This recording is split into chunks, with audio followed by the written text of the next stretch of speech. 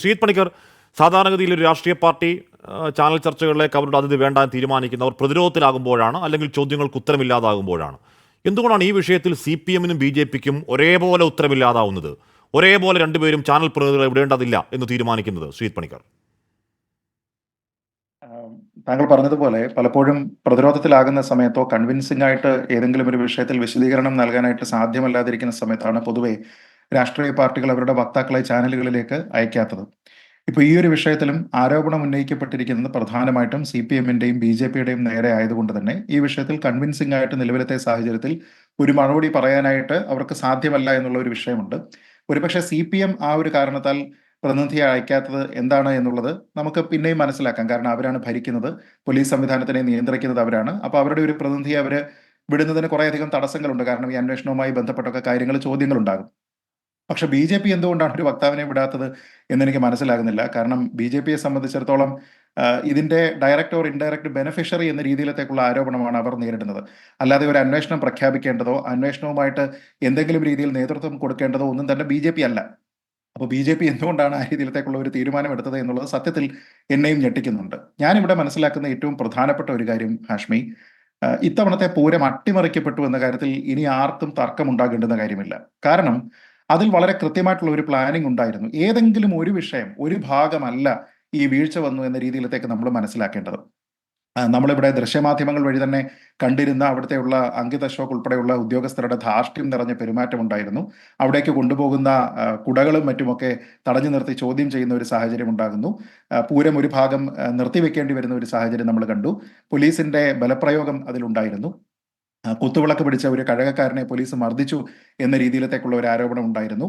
പൂജാരിമാരോട് മോശമായിട്ട് പെരുമാറി എന്നുള്ള ഒരു ആരോപണം ഉണ്ടായിരുന്നു.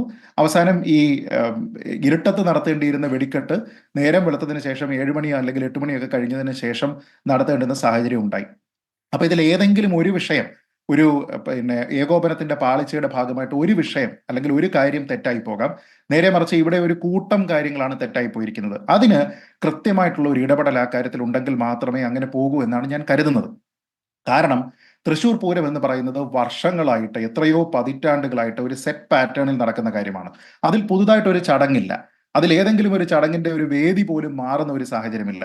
ഏത് സമയത്ത് എവിടെ എത്രത്തോളം ആൾക്കാർ പങ്കെടുക്കുന്ന ചടങ്ങുകളാണ് എന്നും അതിന് കാണികളായിട്ട് എത്ര പേരെ നമ്മൾ പ്രതീക്ഷിക്കുന്നുണ്ട് എന്നുള്ള കാര്യത്തിനെ പറ്റി വളരെ കൃത്യമായിട്ടുള്ള കണക്കുകളും കാര്യങ്ങളും ദേവസ്വത്തിന്റെ കയ്യിലുണ്ട്, സർക്കാരിന്റെ കയ്യിലുണ്ട്. അതുകൊണ്ട് തന്നെ അതിനു വേണ്ടുന്ന മുന്നൊരുക്കങ്ങളാണ് മാസങ്ങൾക്ക് മുൻപേ തന്നെ തുടങ്ങുന്നതും അതിന്റെ സ്റ്റേക്ക് ഹോൾഡർമാരായിട്ടുള്ള ആൾക്കാർ എല്ലാവരും തന്നെ പലവിധ മീറ്റിങ്ങുകൾ കൂടുന്നതും.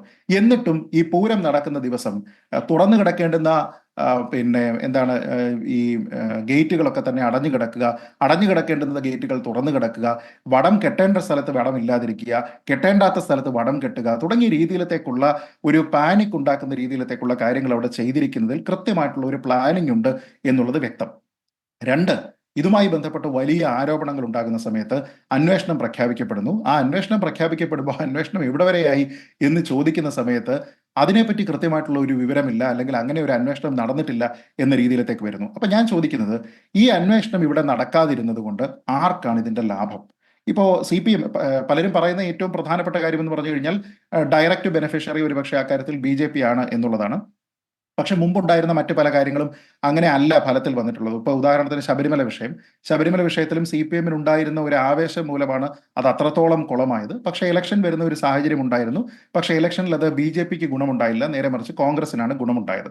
അപ്പൊ തൃശ്ശൂരിൽ ഇങ്ങനെ ഇത് പാളിപ്പോയി കഴിഞ്ഞാൽ ഓട്ടോമാറ്റിക്കലി BJP-ക്ക് ബെനിഫിറ്റ് ഉണ്ടാകും എന്ന രീതിയിലത്തേക്കുള്ള ഒരു ചിന്തയുടെ തന്നെ അടിസ്ഥാനം എന്താണ്? എന്തുകൊണ്ട് അത് K. മുരളീധരന് ഗുണകരമായിട്ട് മാറുന്നില്ല?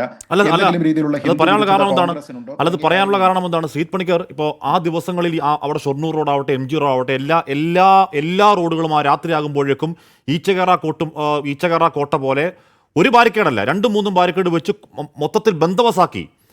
അവിടെ സാധാരണഗതിയിൽ ഈ പൂരം നടത്തി നല്ല ഒന്നാന്തരം പരിചയമുള്ള ഡിവൈഎസ്മാർ അവിടെ ഉണ്ട്.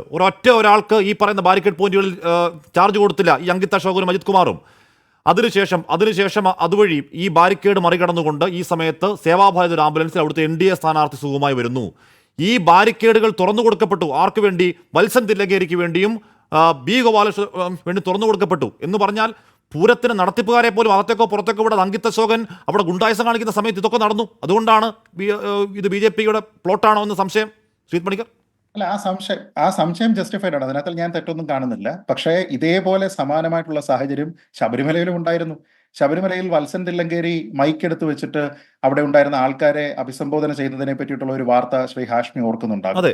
അന്ന് അദ്ദേഹത്തിന് ആ മൈക്കും പബ്ലിക് അഡ്രസ് സിസ്റ്റവും കൊടുത്തത് ആരാണ്? അത് കൊടുത്തിരിക്കുന്നത് നമ്മുടെ നാട്ടിലുള്ള പോലീസുകാരല്ലേ, ഇതേ അജിത് നമ്മുടെ കുമാറാ. ആഭ്യന്തര വകുപ്പല്ലേ? അല്ല, ഇതേ അജിത് കുമാർ അവിടെ. അല്ല, അതാണ് പ്രശ്നം. അപ്പോൾ അദ്ദേഹത്തിന് നേരെ ഒരു ആരോപണം ഇവിടെ നിലനിൽക്കുന്നു. ആദ്യം മുതൽ തന്നെ പ്രതിപക്ഷ നേതാവ് പറയുന്നുണ്ട്, ഇത് പൂരം അട്ടിമറിക്കുന്നത് ബി.ജെ.പിക്ക് ഗുണമുണ്ടാകുന്നതിന് വേണ്ടിയിട്ടാണ് എന്ന് പറയുന്നു.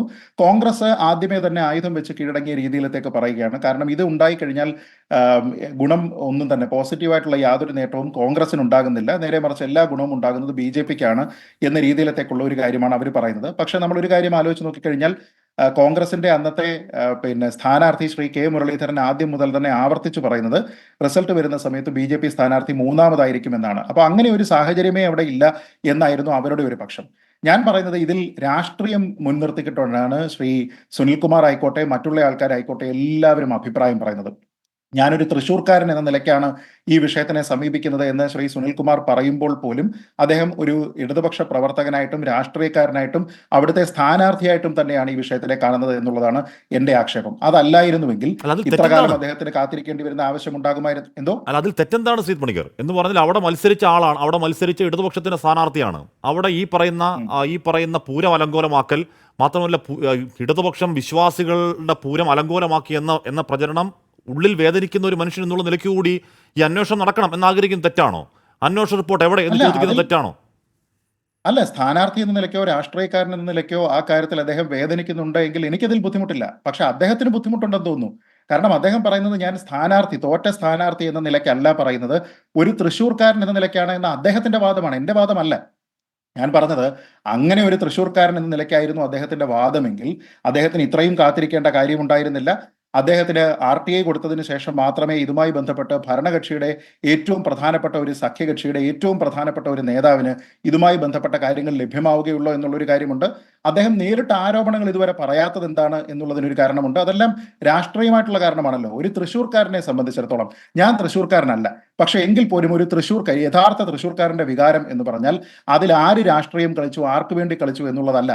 നേരെ മറിച്ച് അവിടെ ഏറ്റവും സന്തോഷമായിട്ട്, ഏറ്റവും സുഖകരമായിട്ട് വരുന്ന ആൾക്കാർക്ക് വരെ കൂടുതൽ സൗകര്യങ്ങൾ ഓരോ വർഷവും നൽകിക്കൊണ്ട് ആൾക്കാർക്ക് കൂടി പങ്കെടുക്കാനും കാണുന്നതിനും ആസ്വദിക്കുന്നതിനും വേണ്ടിയിട്ടുണ്ടായിരിക്കുന്ന കേരളത്തിലെ ഏറ്റവും വലിയ ഒരു ഉത്സവം, ആ ഉത്സവത്തിനെ അലങ്കോലമാക്കി അട്ടിമറിച്ചു എന്ന് പറയുന്നത് ആരാണ് എന്നുള്ള ചോദ്യം ശ്രീ സുനിൽകുമാർ എന്ന് പറയുന്ന ആളിനോടുമുണ്ട്. കാരണം അദ്ദേഹം സഖ്യകക്ഷിയുടെ ഏറ്റവും പ്രധാനപ്പെട്ട നേതാവാണ്. CPM-നോടുണ്ട്. അതോടൊപ്പം തന്നെ ഈ പറഞ്ഞതുപോലെ ഈ ചാനൽ ചർച്ചയിൽ BJP എന്തുകൊണ്ട് പ്രതിനിധികളെ വിട്ടില്ല എന്ന് പറയുമ്പോൾ BJP-യുടെ നേതൃത്വത്തിനോടുമുണ്ട്. അപ്പൊ ഇവർക്കെല്ലാം തന്നെ ഈ വിഷയത്തിൽ എന്തെങ്കിലും കാര്യങ്ങൾ ഒളിക്കാനുണ്ടാവുമല്ലോ. ഞാനൊരു കാര്യം ചോദിക്കട്ടെ, ഒരു അന്വേഷണം പ്രഖ്യാപിക്കുന്നത് ആരാണ്? മുഖ്യമന്ത്രിയാണ് പ്രഖ്യാപിക്കുന്നത്. അങ്ങനെ മുഖ്യമന്ത്രി പ്രഖ്യാപിക്കുന്ന ഒരു അന്വേഷണവുമായി ബന്ധപ്പെട്ട് പിന്നീട് ഒരു വിവരാവകാശ രേഖ സമർപ്പിക്കപ്പെടുമ്പോൾ ഇങ്ങനെ ഒരു സംഭവത്തിനെ പറ്റി ഞാനൊന്നും അറിഞ്ഞില്ലേ രാമനാരായണ എന്ന രീതിയിലത്തേക്കുള്ള ഒരു മറുപടി വന്നിട്ട് ഇത്രയും നേരമായതിനു ശേഷവും ഇവർക്ക് ആർക്കും അഭിപ്രായമില്ലേ? ഈ സർക്കാരിന് അഭിപ്രായമില്ലേ? ഈ പാർട്ടിക്കാർക്ക് അഭിപ്രായമില്ലേ? ഒന്നുമല്ലെങ്കിൽ ഈ ചർച്ചയിൽ ശ്രീ സുനിൽകുമാർ പങ്കെടുത്തല്ലോ, അദ്ദേഹത്തിനോടൊന്ന് ഫോണിൽ വിളിച്ചിട്ട് ആർക്കെങ്കിലും പറയാമല്ലോ, ദാ ഇന്നതാണ് ഇതിന്റെ സ്റ്റാറ്റസ് എന്ന് പറയാമല്ലോ. ഇല്ല എന്ന് വെച്ച് കഴിഞ്ഞാൽ ഈ പൂരം അട്ടിമറിക്കുകയായിരുന്നുവെന്നും ആ അട്ടിമറിക്കുന്നതിൽ കൃത്യമായിട്ടുള്ള രാഷ്ട്രീയ പങ്കാളിത്തം ഉണ്ടായിരുന്നു എന്നുമാണ്. അതല്ലായിരുന്നുവെങ്കിൽ അന്വേഷണം പ്രഖ്യാപിക്കുന്നതിന് എന്താണ് ബുദ്ധിമുട്ട്? ഇനി പോലീസിന്റെ ഭാഗത്തൊരു വീഴ്ച ഉണ്ടായിട്ടുണ്ട് എന്നോ അതിലൊരു ഗൂഢാലോചന ഉണ്ട് എന്നോ ഈ അന്വേഷണത്തിന്റെ ഭാഗമായിട്ട് ഒരു കണ്ടെത്തൽ ഉണ്ടാവുകയും അത് പുറത്തു വരികയും ചെയ്താൽ അത് ഏറ്റവും ദോഷകരമായിട്ട് ബാധിക്കുന്നത് ആരെയാണ്? പ്രത്യേകിച്ച് ഇന്നത്തെ നിലവിലത്തെ സാഹചര്യത്തിൽ ആഭ്യന്തര വകുപ്പിനെതിരെ ഒരു ശരം പോലെ കുറേയധികം ആരോപണങ്ങൾ നിലനിൽക്കുന്ന സാഹചര്യത്തിൽ CPM കൂടുതൽ സമ്മർദ്ദത്തിലാകും. അപ്പൊ നമുക്ക് ഓൾറെഡി അറിയാവുന്ന ഒരു കാര്യത്തിനെ പറ്റി ഇനി അന്വേഷണം പ്രഖ്യാപിച്ചിട്ട് ശരി, പക്ഷേ അവിടെയുമുള്ള പ്രശ്നം ഈ സുനിൽകുമാർ അന്ന് ആ രാത്രി മൂലസ്ഥാനത്ത് നിൽപ്പുണ്ട്. അവിടെ ജില്ലാ ഭരണകൂടത്തിന്റെ ആൾക്കാരുണ്ട്, പ്രധാനപ്പെട്ട പോലീസ് ഉദ്യോഗസ്ഥന് പ്രശ്നം പരിഹരിക്കാൻ സുനിൽകുമാർ അവിടെ നിന്ന് ചെയ്യാൻ കഴിയാവുന്നതിന് പരമാവധി ചെയ്യുന്നുണ്ട്. ഒരു ഭാഗത്തെ വിളിക്കുന്നുണ്ട്, അവർ വന്നില്ല, അവരുടെ ഓഫീസിൽ ഇരുന്നു. എന്തിനു വേണ്ടിയിരുന്നു? സുരേഷ് ഗോപി വരാൻ കാത്തിരുന്നു. സുരേഷ് ഗോപി വന്നു, കാത്തിരുന്നു, പ്രശ്നം പരിഹാരമായി. ഞാൻ പറയുന്നത് ഹാഷ്മി, അങ്ങനെയൊക്കെയുള്ള ചില സാഹചര്യങ്ങൾ അവിടെ ഉണ്ടായിരുന്നു. അത് സുനിൽകുമാറിന് മാത്രം അറിയാവുന്ന കാര്യമാണ്. ഞാൻ അങ്ങനെയൊക്കെ എത്താം. ശരി, ഞാൻ അങ്ങനെ ഹാഷ്മി ഒരു സെക്കൻഡ്. ഹാഷ്മി, ആ ഒരു ഉത്തരവാദിത്തം നമ്മൾ ശ്രീ സുനിൽകുമാറിന് പറയുന്നതിൽ പോലും കാര്യമില്ല എന്നുള്ളതാണ് എന്റെ അഭിപ്രായം. കാരണം അദ്ദേഹം അവിടെ മത്സരിക്കുന്ന ഒരു സ്ഥാനാർത്ഥി മാത്രമാണ്. തൃശൂർ പൂരം എന്ന് പറയുന്നത് ഞാൻ നേരത്തെ പറഞ്ഞതുപോലെ ഒരു സെറ്റ് പാറ്റേണിൽ നടക്കുന്ന ഒരു ഉത്സവമായതുകൊണ്ട് തന്നെ ഇതുമായി ബന്ധപ്പെട്ട ഓരോ ചുമതലകൾക്കും കൃത്യമായിട്ടുള്ള ജില്ലാ ഭരണകൂടത്തിന്റെ ആൾക്കാരുണ്ട്, പോലീസിന്റെ ആൾക്കാരുണ്ട്, സംസ്ഥാനത്തിന്റെ 2-3 മന്ത്രിമാർ ചുമതലയിലുണ്ടായിരുന്നു. ഈ ആൾക്കാർക്കൊക്കെ ഇല്ലാത്ത ഉത്തരവാദിത്തത്തെ പറ്റി നമ്മൾ ശ്രീ സുനിൽകുമാറിന് ഒരു ഉത്തരവാദിത്തം അഡീഷണൽ ആയിട്ട് ഉണ്ട് എന്ന് നമ്മൾ assume എന്ന് പറയാൻ കഴിയില്ല. പക്ഷെ ചെയ്തത് അപ്പോഴും അവിടെ സർക്കാർ അപ്പോഴും തന്നെയാണ്. ശരി, അപ്പോഴും ഈ മേളത്തിന്റെ ലൈറ്റ് ഓഫ് ചെയ്യാൻ എങ്ങനെ നിർദ്ദേശം ഉണ്ടായി? ഈ പറഞ്ഞ വെടിക്കെട്ട് നിർത്തിവെക്കാൻ അല്ലെങ്കിൽ മേളം നിർത്തിവെക്കാൻ ആരോട് എപ്പോൾ പറഞ്ഞു എന്നതിനെ കുറിച്ച് ഇപ്പോഴും ദുരൂഹമാണ്. അറിയണ്ടേ? തൃശ്ശൂരിന് മാത്രമല്ല, അത് രാഷ്ട്രീയ ആരോപണം നമ്മൾ കേരളത്തിലും അറിയണം. മാത്രമല്ല, ശബരിമലയിലെ കാര്യം പറഞ്ഞാൽ ശബരിമലയിൽ ഇത്തരത്തിൽ അന്നും അജിത് കുമാറാണ്, അന്ന് വത്സന്തല്ലങ്കേരി പോകുന്നു. അവിടെ സന്നിധാന അവിടെ എന്താണ് വിഗ്രഹം ഇരിക്കുന്ന ഭാഗത്തേക്ക് നമ്മൾ തിരിഞ്ഞു നിൽക്കരുത് എന്നുള്ളതാണ് അവിടുത്തെ എല്ലാവർക്കും അറിയാവുന്ന ആചാരം. അവിടെ തിരിഞ്ഞു നിന്നുകൊണ്ട് ഈ മൈക്കിൽ സംസാരിക്കുന്നു. അതിനെ സുവർണാവസരം എന്ന് പറഞ്ഞതൊക്കെ നമുക്ക്